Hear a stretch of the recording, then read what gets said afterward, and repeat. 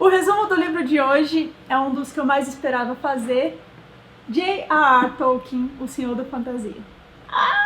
Esse livro me ajudou a entender um pouco da vida desse escritor incrível que é o autor do Senhor dos Anéis e de um dos meus livros favoritos da vida, O Hobbit. Esse foi um dos livros do desafio de 7 livros em 7 dias, que você pode ver clicando no izinho de informação aí do vídeo. Gente, esse vídeo especificamente, ele vai ficar maior do que o usual aqui do canal, porque é um vídeo da playlist sobre como eles escrevem, que é uma playlist pra gente tentar entender melhor como a gente pode escrever bem. Então, se você quiser ver uma parte específica sobre essa biografia do Tolkien, você pode olhar aí na descrição do vídeo, eu vou deixar um índice do vídeo para que você possa pular para a parte que você quiser. Enfim, J.R.R. Tolkien, vamos lá. Sempre é legal a gente pegar o contexto da vida das pessoas para entender como elas se tornaram o que elas se tornaram. Então, é isso que a gente vai fazer aqui. O Tolkien nasceu na África do Sul, ele era filho de pais ingleses, e a mãe dele voltou para a Inglaterra, enquanto o pai dele decidiu ficar na África do Sul por causa do emprego que ele tinha. Só que quando o Tolkien tinha 4 anos, o pai dele ficou muito doente e morreu na África do Sul. A mãe do Tolkien, então, passou por alguns perrengues, teve uma vida de viúva bem difícil, ninguém queria ajudá-la, especialmente quando ela decidiu deixar o protestantismo pelo catolicismo. A família do marido dela era protestante e não aceitou muito bem esse fato. Ela acabou educando os 2 filhos que ela tinha, né, o Ronald, que é o nosso J.R.R. Tolkien, e o Hillary. Enfim, ela acabou ali criando esses 2 na pobreza da Inglaterra entre o final do século XIX e o início do século XX. Em 1904, então, a mãe do Tolkien vai acabar morrendo, ele com 12 anos, o irmão mais novo com 2 anos mais novo que ele, alguma coisa assim, né? Eles vão para uns lares adotivos. O Tolkien, desde cedo, vai ali ter uma aptidão grande para as línguas. A mãe dele sabia da importância da educação, e mesmo sendo muito pobre, ela consegue manter os 2 filhos estudando em suas devidas vontades, né? Ela chega até a ensinar latim para o Tolkien. O Ronald, então, vai ser esse menino que aprende línguas com muita facilidade, muito mais a língua do que a fala em si. Tanto que mais pra frente no livro, o autor vai mostrar que o Tolkien passou vergonha tentando falar espanhol e francês com os turistas, porque o que ele gostava mesmo era do aspecto cultural das línguas e da filologia, o estudo das línguas através dos textos. Você vai ver também que ele não gosta muito de literatura, olha só, e diversas vezes ele vai falar mal de vários livros que ele leu durante a infância, incluindo aí o Alice no País das Maravilhas, do Lewis Carroll. Na adolescência e no início da vida adulta, ele vai passar a estudar em Oxford com a ajuda de um padre que era muito amigo da mãe dele, e aí ele entra para a faculdade de Antiguidade Clássica, que é o estudo da literatura grega e romana, mas depois ele vê que ele quer outra área. E ele acabou se formando em língua e literatura inglesas. Nesse meio tempo ele também se casa, pede que a esposa embarque no catolicismo junto a ele, e é muito legal saber disso, porque tudo isso se conecta com o Tolkien adulto, bastante conservador, que mantém ali a esposa em casa, enquanto ele discute política, letras e escrita com os amigos à noite. Falando um pouco do casamento dele, ele era muito apaixonado pela mulher, e ele era um homem muito romântico, né? E isso vai ser até uma das críticas à obra do Tolkien. Ele não sabia escrever direito cenas românticas, ele era meio sem jeito nisso, né? E ele vai pegar ali como fonte das pessoas românticas dele, né, o homem romântico do século XIX. E aí, futuramente, com o Senhor dos Anéis, com o sucesso do Senhor dos Anéis, as pessoas acabam falando mal dessa partezinha do livro dele, que na verdade não é muito o foco do Tolkien, né? O foco do Tolkien não é o romance. O mundo do Tolkien era bem masculino, e ele vai começar essa tendência de estar sempre entre amigos homens ainda enquanto ele está em Oxford. Ele participa na faculdade, né, de um grupo de amigos já que gostava de discutir essas coisas, e mais tarde ele entra para outro grupo, os Inklings, que vai incluir aí o C.S. Lewis, o autor de As Crônicas de Nárnia. Mas aguenta aí que daqui a pouco a gente volta para essa ideia. Então, nesse grupo de amigos, a faculdade, se eu não me engano eram 5 ou 6 pessoas, eles se veem terminando a faculdade em meio ao início da Primeira Guerra Mundial. Você vai ver aí que o Tolkien vai ter, então, a influência da guerra sobre a escrita dele, talvez tendo uma inspiração para o que viriam a ser os vilões dele, né? Incluindo o Melkor do Silmarillion e o Sauron, que, é claro, tá no Silmarillion, mas é o grande vilão do Senhor dos Anéis e aparece sendo mencionado também em O Hobbit. O Tolkien realmente participa ali da Primeira Guerra Mundial, inclusive indo para as trincheiras e matando pessoas, né? Pensando que a guerra é brincadeira de criança. E aí os amigos do Tolkien que participavam daquele primeiro grupo de homens em Oxford, eles vão morrendo um a um na guerra, sobrando apenas o Tolkien e mais um, no final das contas, né? Então, daqueles 5 ou 6 ali, sobram 2 depois da Primeira Guerra Mundial. E isso também vai trazer aquele drama extra para a vida do Tolkien na guerra. O melhor amigo dele, inclusive, morre nessa guerra também. E, gente, apesar de o Tolkien ser nacionalista, ser um inglês típico, né? Ele era muito contra a guerra. Ele gostava da cultura da Inglaterra, mas ele achava a guerra uma insensatez, uma estupidez. Quando estourou a Segunda Guerra Mundial, ele vai dizer, né? As pessoas não aprenderam nada com a Grande Guerra, né, que era como era conhecida a Primeira Guerra até então. Além disso, ele vai dizer ali que o Hitler é um baixinho, ruborizado e ignorante, e fica meio embasbacado, né, com o grande povo alemão, que era como o Tolkien os enxergava. E aí ele fica embasbacado porque esse povo se deixou corromper por uma figura como a do Hitler. Então não é porque o Tolkien era conservador que ele ia ter esses sentimentos de extrema direita. Você vai ver que a obra conservadora dele é mais em busca de um mundo em que as pessoas vivem em pequenas e boas comunidades, como o Condado. O Condado foi muito influenciado pela infância do Tolkien, porque no povoado onde ele viveu havia muita natureza, por onde ele passeava e brincava. Ele também vai, ao longo da vida, ficar meio emburrado com a tecnologia que vinha surgindo, né? Por exemplo, ele detestava os carros. Ele teve um carro durante um tempo, mas ele acabou se desfazendo desse carro. Então, o conservadorismo do Tolkien é meio de um velhinho turrão, algo que você vai encontrar muito bem nos hobbits em si. O próprio Tolkien se vê como um hobbit. Partes do Silmarillion são escritas enquanto Tolkien está entre a adolescência e a vida de um jovem adulto. E essa é uma obra que vai ser escrita ao longo de toda a vida do Tolkien. E isso só vai ser publicado mesmo depois que ele morre. Bem, depois da Primeira Guerra Mundial, o Tolkien vai dar aula em uma faculdade, sendo que ainda depois disso ele se torna professor de literatura em Oxford. E é nessa vida mais adulta dele, já com 4 filhos e tendo uma família para cuidar, que ele vai escrever O Hobbit. Daí vem a incrível história que muitos conhecem sobre como ele teve a ideia para esse livro. Em uma determinada noite ele estava corrigindo as provas dos alunos, ele não gostava de fazer muito isso, né? Na verdade ele queria ganhar a vida como escritor para não ter que corrigir provas, né? Para não ter que fazer essa parte burocrática de ser um professor.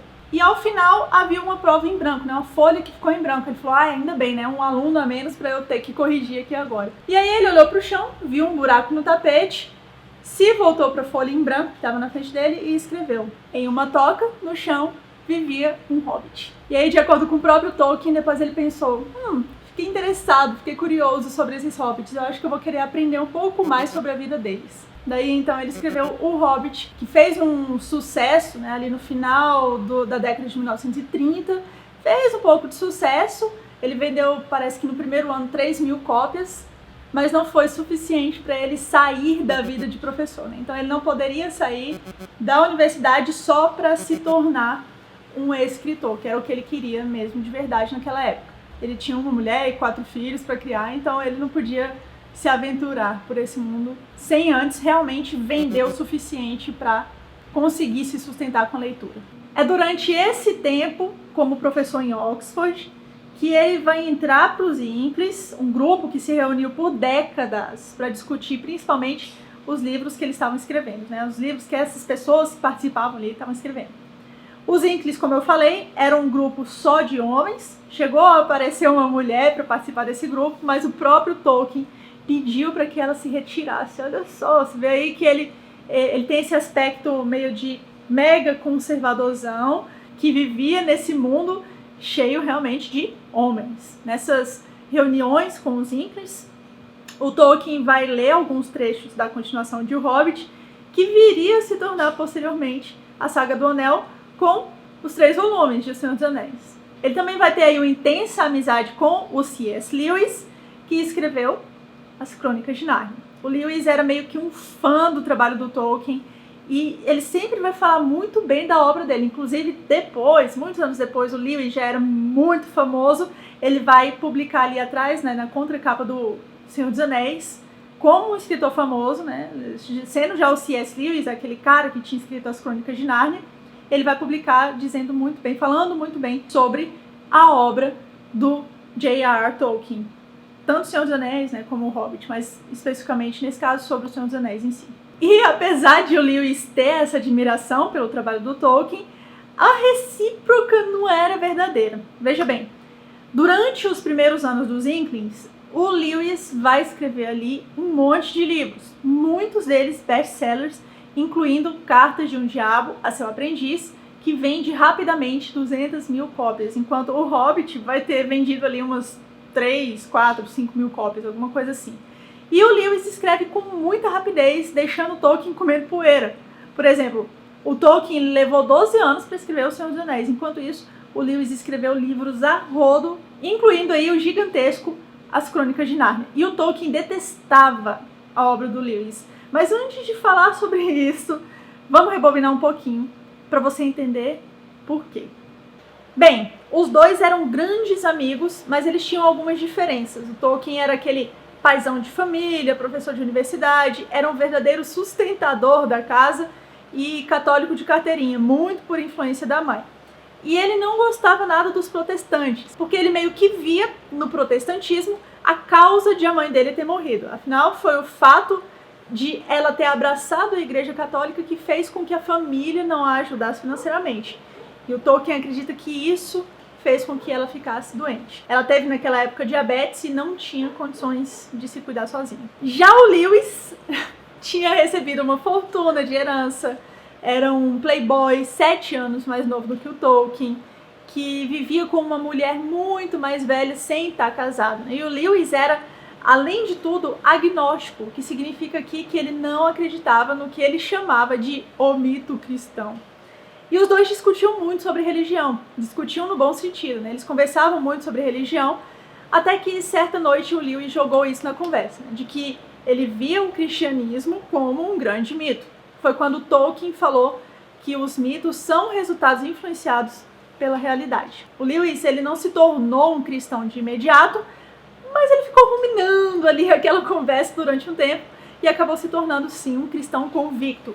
Os livros do Lewis, aliás, têm muitas alegorias cristãs. Mas a conversão do Lewis não reforçou a amizade que ele tinha com Tolkien, ao contrário, né? Porque justamente o Lewis não abraçou a Igreja Católica, mas sim a Anglicana, aquela mesma igreja responsável, né, pela morte da mãe do Tolkien. Isso tudo, e o fato de que o C.S. Lewis também enfiou goela abaixo lá no grupo dos Inklings, um autor de quem o Tolkien não gostava, nem como autor e nem como pessoa, meio que enfraqueceu o contato dos dois. Não muito a amizade, mas o contato dos dois. E o Tolkien deixou de frequentar as reuniões dos Inklings e até mesmo ele deixou de frequentá-las antes de concluir O Senhor dos Anéis. Então a gente volta à razão de o Tolkien não gostar da obra do Lewis. Na verdade, é um conjunto de fatos. O Lewis escrevia muito rápido e não dava atenção aos detalhes. O Lewis misturava muitas mitologias e talvez o motivo maior, o Lewis misturava as histórias ficcionais que ele fazia com a história bíblica, o que deixava o Tolkien com muita raiva. E por que tudo isso é importante? Por causa dessa palavrinha aqui, ó, alegoria. Quando você escreve com essa figura de linguagem, você cria inúmeras metáforas no decorrer do texto. Os livros do Lewis, então, eram claras alegorias em relação ao cristianismo, e isso incomodava muito Tolkien. Ele falava que não se podia brincar com o diabo quando se referia ao livro do Lewis, Cartas de um Diabo, para o seu aprendiz. E por isso tudo, enquanto ele escrevia Senhor dos Anéis, ele se incomodava demais com quem dizia que aquele livro era uma alegoria das guerras, por exemplo. Ele via a própria obra como uma mitologia para a Inglaterra, porque gostava dos mitos nórdicos e celtas e porque também ele tinha muito interesse nos contos de fadas. Enquanto ele escrevia o Silmarillion, portanto, ele pensava nessa criação de uma mitologia que muitos fãs do Senhor dos Anéis acreditam que tenha sido realmente feita, enquanto tantos outros veem semelhanças com mitos já existentes por conta de uso de figuras clássicas desses mitos, tipo goblins, orcs, elfos. Bem, sobre a obra, ele demorou 12 anos para escrever O Senhor dos Anéis e mais 5 anos para publicar o livro, porque ele tentou comprar uma briga para publicar o Silmarillion e o Senhor dos Anéis em um único volume. Imagina só, aquela coisa gigante, né? E aí, por fim, ele acabou deixando que o livro fosse publicado em 3 volumes, separado do Silmarillion. O Silmarillion veio ali a ser publicado depois da morte do Tolkien. E o Senhor dos Anéis ficou com aqueles 3 volumes, né? A Sociedade do Anel, As Duas Torres e O Retorno do Rei. Na verdade, inclusive, o Tolkien meio que perdeu uma outra briga com a editora, né? Além de não ser publicado em um só volume, O Retorno do Rei ele queria chamar de A Guerra do Anel. Foi só com a publicação do Senhor dos Anéis que ele ficou realmente famoso. Mas essa fama veio mais pro final da vida do Tolkien. Ele nem gostava da fama para si mesmo. O que ele queria era ver o Senhor dos Anéis publicado e também queria que o livro fosse famoso, né? Não ele, não Tolkien famoso, mas o livro famoso, o livro publicado para as outras pessoas debaterem, né, discutirem. Convenientemente, obras de destaque sempre vão ter os fãs fiéis e os críticos igualmente fiéis, né? Faz parte. Ao final do século XX, a livraria Waterstones fez uma pesquisa para descobrir qual livro publicado no século XX os leitores consideravam como o melhor. O Senhor dos Anéis acabou ganhando aí em 104 das 105 filiais dessa livraria, irritando alguns críticos, como a jornalista Susan Jeffers, que falou: "Ai, inferno, é isso mesmo? Oh, meu Deus do céu, oh, meu Deus." Tentaram, inclusive, repetir a pesquisa em diferentes lugares e isso dava Tolkien. Teve um outro romancista também, o nome dele era Howard Jacobson. Ele também torceu o nariz, né? Ele falou: "Tolkien, aquele que é para crianças, não é? Ou para o adulto lesado?" Isso apenas demonstra a tolice dessas pesquisas, a tolice de ensinar pessoas a ler. Fechem todas as bibliotecas, usem o dinheiro para outra coisa. Um bestão, né?